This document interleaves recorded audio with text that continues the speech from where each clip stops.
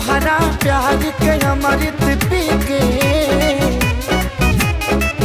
हम तोहरा प्यार के अमृत पी के जन्म जन्म ला कर जाती।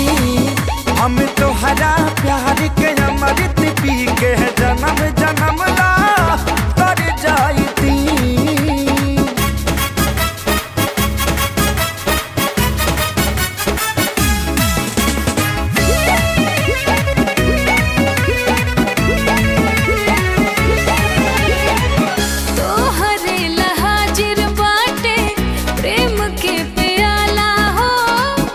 बड़े में हर बान हम पे गजब ऊपर वाला हो। ई प्यार के मौसम के नाही अंत होखे हो, ई प्यार के मौसम के नाही अंत होखे हो।